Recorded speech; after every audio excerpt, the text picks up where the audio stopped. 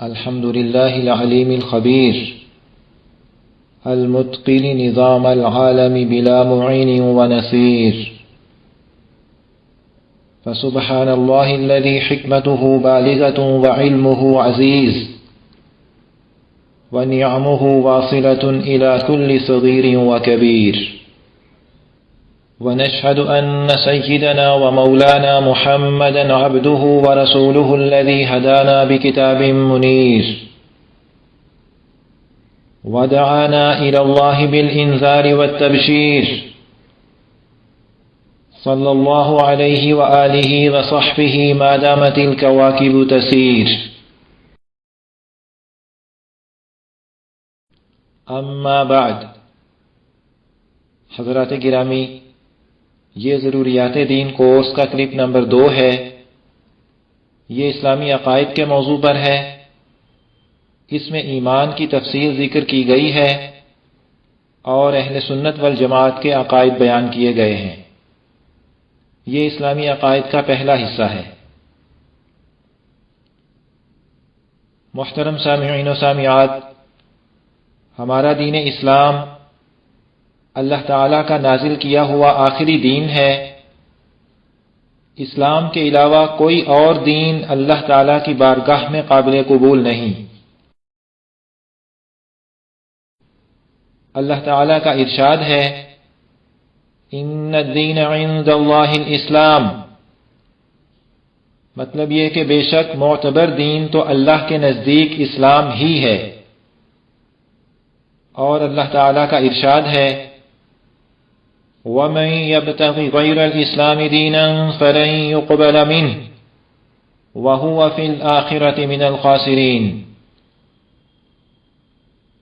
مطلب یہ کہ جو کوئی شخص اسلام کے علاوہ کوئی اور دین اختیار کرنا چاہے گا تو اس سے وہ دین قبول نہیں کیا جائے گا، اور آخرت میں وہ ان لوگوں میں شامل ہوگا جو سخت نقصان اٹھانے والے ہیں. حضرات گرامی، دین اسلام زندگی گزارنے کا مکمل دستور اور قانون ہے جو ہماری زندگی کے ہر شعبے کے بارے میں پوری رہنمائی کرتا ہے. اسلام کا سب سے بنیادی حصہ ایمان اور عقائد کا ہے. اس کی وہی حیثیت ہے جو مکان میں بنیاد کی ہے. مکان کی بنیاد اگر ٹھیک رکھی گئی تو اس پر مزید تعمیر ہو سکے گی، اور اگر بنیاد خراب ہے تو اس پر تعمیر نہیں ہو سکے گی. ایسے ہی اگر ایمان ٹھیک ہو اور عقائد درست ہوں تو اعمال کا فائدہ ہے، اور اگر ایمان میں خرابی ہو، عقائد درست نہ ہوں تو اعمال کا فائدہ نہیں. یا یوں کہیے کہ ایمان اور عقائد کی وہی حیثیت ہے جو ہمارے بدن میں روح کی ہے. بدن میں روح ہو تو بدن کام کا ہے، اگر روح نہ رہے تو بدن بیکار ہے. ایسے ہی ہمارا ایمان اور ہمارے عقائد ہمارے اعمال کی روح ہیں. ایمان اور صحیح عقیدے کے بغیر عمل بیکار ہے. دین پر عمل کرنے میں سب سے پہلا قدم اپنے ایمان کو درست کرنا اور اپنے عقیدے کو ٹھیک کرنا ہے. ہمیں اپنے ایمان کو کفر سے بھی بچانا ہے، شرک سے بھی بچانا ہے اور بدعت سے بھی بچانا ہے. اور اس کا طریقہ اہل سنت والجماعت کے عقائد اپنانا ہے. اب اہل سنت والجماعت کے عقائد ذکر کیے جاتے ہیں. انہیں اچھی طرح سمجھیے اور یاد رکھیے. عقیدہ نمبر 1، کائنات پہلے بالکل کچھ بھی نہ تھی، پھر اللہ تعالیٰ کے پیدا کرنے سے وجود میں آئی. عقیدہ نمبر 2، اللہ تعالیٰ ایک ہے، وہ کسی کا محتاج نہیں، نہ اس نے کسی کو جنا، نہ وہ کسی سے جنا گیا، نہ اس کی کوئی بیوی ہے، کوئی اس کا ہمسر نہیں. عقیدہ نمبر 3، اللہ تعالیٰ ہمیشہ سے ہے اور ہمیشہ رہے گا. عقیدہ نمبر 4، کوئی چیز اللہ تعالیٰ کے مثل نہیں، وہ سب سے نرالا ہے. عقیدہ نمبر 5، اللہ تعالیٰ زندہ ہے، ہر چیز پر اس کو قدرت ہے، کوئی چیز اس کے علم سے باہر نہیں، وہ سب کچھ دیکھتا ہے، سنتا ہے، کلام فرماتا ہے، لیکن اس کا کلام ہم لوگوں کے کلام کی طرح نہیں۔ جو چاہے کرتا ہے، کوئی اس کی روک ٹوک کرنے والا نہیں۔ وہی عبادت کیے جانے کے قابل ہے، اس کا کوئی شریک نہیں۔ اپنے بندوں پر مہربان ہے، بادشاہ ہے، سب عیبوں سے پاک ہے، وہی اپنے بندوں کو سب آفتوں سے بچاتا ہے، وہی عزت والا ہے، بڑائی والا ہے، ساری چیزوں کا پیدا کرنے والا ہے، اس کا کوئی پیدا کرنے والا نہیں۔ گناہوں کا بخشنے والا ہے، زبردست ہے، بہت دینے والا ہے، روزی پہنچانے والا ہے، جس کی روزی چاہے تنگ کر دے اور جس کی چاہے زیادہ کر دے، جس کو چاہے پست کر دے، جس کو چاہے بلند کر دے، جس کو چاہے عزت دے، جس کو چاہے ذلت دے، انصاف والا ہے، بڑے تحمل اور برداشت والا ہے، خدمت اور عبادت کی قدر کرنے والا ہے، دعا قبول کرنے والا ہے، وسعت والا ہے، وہ سب پر حاکم ہے، اس پر کوئی حاکم نہیں، اس کا کوئی کام حکمت سے خالی نہیں، وہ سب کا کام بنانے والا ہے، اسی نے سب کو پیدا کیا ہے، وہی قیامت میں پھر پیدا کرے گا، وہی زندہ کرتا ہے، وہی مارتا ہے، اس کو نشانیوں اور صفتوں سے سب جانتے ہیں، اس کی ذات کی باریکی کو کوئی نہیں جان سکتا۔ گناہگاروں کی توبہ قبول کرتا ہے، جو سزا کے قابل ہیں ان کو سزا دیتا ہے، وہی ہدایت کرتا ہے۔ کائنات میں جو کچھ ہوتا ہے اسی کے حکم سے ہوتا ہے، بے اس کے حکم کے ذرہ بھی نہیں ہل سکتا، نہ وہ سوتا ہے نہ اونگتا ہے، وہ تمام عالم کی حفاظت سے تھکتا نہیں، وہی سب چیزوں کو تھامے ہوئے ہے۔ اسی طرح تمام اچھی اور کمال کی صفتیں اس کو حاصل ہیں، اور بری اور نقصان کی کوئی صفت اس میں نہیں، نہ اس میں کوئی عیب ہے۔ عقیدہ نمبر 6، اللہ تعالیٰ کی سب صفتیں ہمیشہ سے ہیں اور ہمیشہ رہیں گی، اور اس کی کوئی صفت کبھی جا نہیں سکتی۔ عقیدہ نمبر 7، مخلوق کی صفتوں سے وہ پاک ہے۔ قرآن و حدیث میں جہاں پر اللہ تعالیٰ کے لیے مخلوق جیسی صفات کا ذکر ہے، جیسے اللہ تعالیٰ کا ہاتھ یا اللہ تعالیٰ کا عرش عظیم پر قائم ہونا وغیرہ، تو ان کی حقیقت اللہ تعالیٰ ہی جانتا ہے۔ بندوں کو ایسی چیزوں کی حقیقت کی جستجو کیے بغیر ایمان لانے کا حکم ہے۔ یہ صفات اللہ تعالیٰ کی شان کے مطابق اس کے لیے ثابت ہیں، ان کی کوئی کیفیت اور نوعیت کسی کو معلوم نہیں۔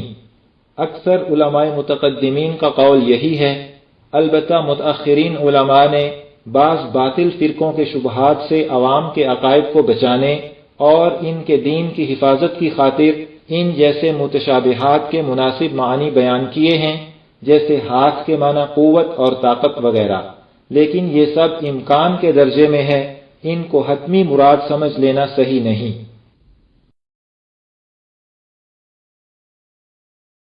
عقیدہ نمبر 8، عالم میں جو کچھ بھلا برا ہوتا ہے سب کو اللہ تعالیٰ اس کے ہونے سے پہلے ہمیشہ سے جانتا ہے اور اپنے جاننے کے مطابق اس کو پیدا کرتا ہے۔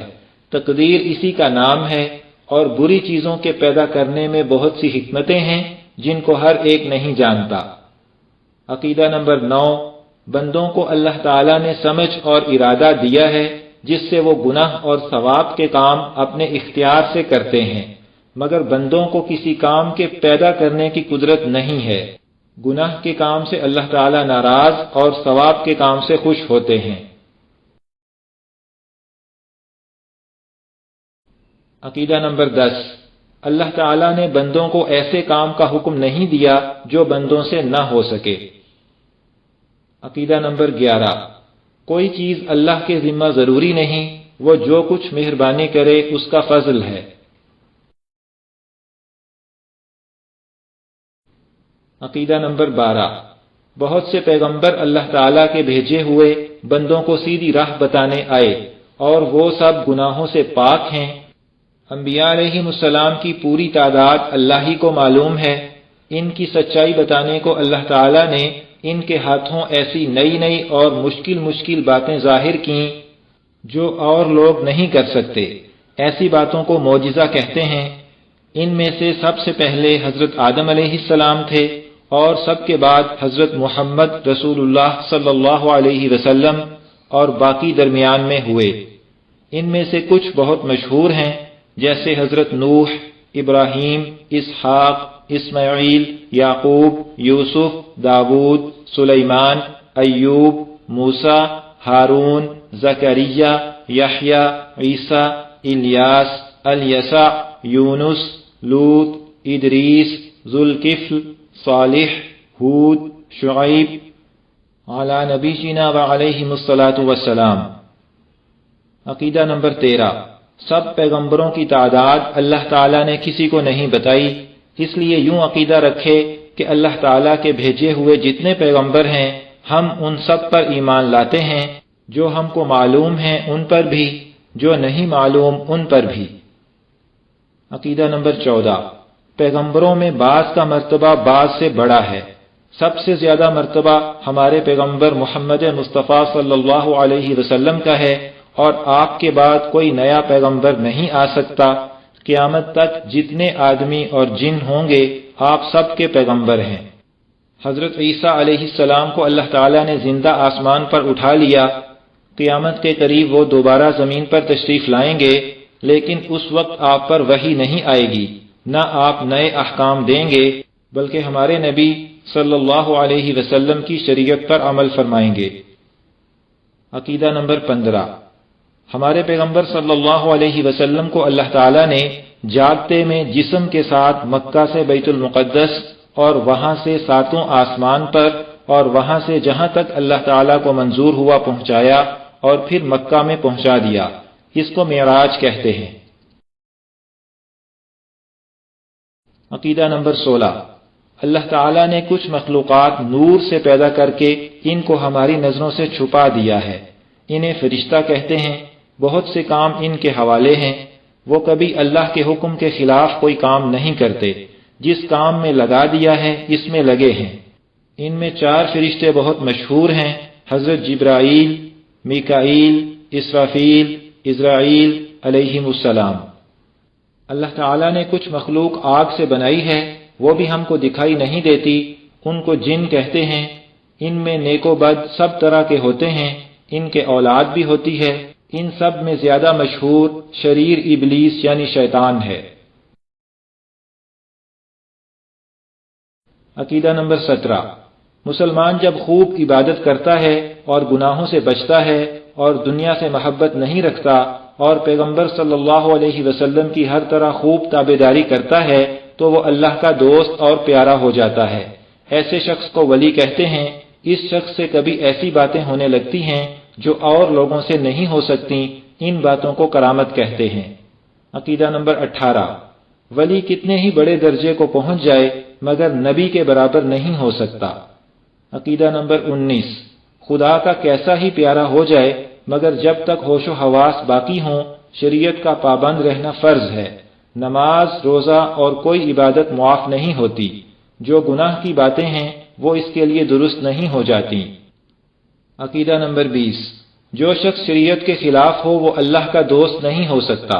اگر اس کے ہاتھ سے کوئی عجیب بات دکھائی دے یا تو وہ جادو ہے یا نفسانی اور شیطانی چال، اس کے بارے میں ولی اور بزرگ ہونے کا عقیدہ نہیں رکھنا چاہیے۔ عقیدہ نمبر 21، اولیاء کرام کو بعض راز کی باتیں سوتے یا جاگتے میں معلوم ہو جاتی ہیں، اس کو کشف اور الہام کہتے ہیں۔ اگر وہ شریعت کے موافق ہے تو قبول ہے اور اگر شریعت کے خلاف ہے تو رد ہے۔ حضرات گرامی، یہاں پر ضروریات دین کورس کا کلپ نمبر 2 مکمل ہوا۔ اس کے بعد کلپ نمبر 3 اسلامی عقائد کا دوسرا حصہ ہوگا۔ اللہ تعالیٰ سے دعا ہے کہ ہمیں ایمان اور صحیح عقیدے پر قائم رکھیں۔ آمین یا رب العالمین۔